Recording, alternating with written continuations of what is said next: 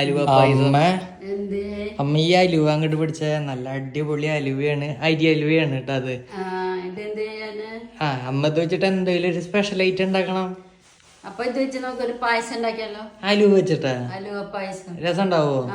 അന്ന് ഉണ്ടാക്കി നോക്കാം. അപ്പൊ അതിനായിട്ട് ഒരു കുക്കറിലേക്ക് ഈ അലുവ പീസുകൾ വെച്ചു കൊടുക്കാം. ഇനി അതിലേക്ക് തേങ്ങയുടെ 2-ാം പാല് കുറച്ച് ഒഴിച്ചു കൊടുക്കാം. ഈ 4-ാം പാല് ഇതെല്ലാം ഉടച്ചെടുക്കണം. അപ്പൊ അലുവയൊക്കെ നന്നായി പൊടിച്ചെടുത്തിട്ടുണ്ടെങ്കിൽ നമുക്ക് ഈ 2-ാം പാല് ഒഴിച്ചിട്ട് ഒന്ന് തിളപ്പിച്ചെടുക്കാം.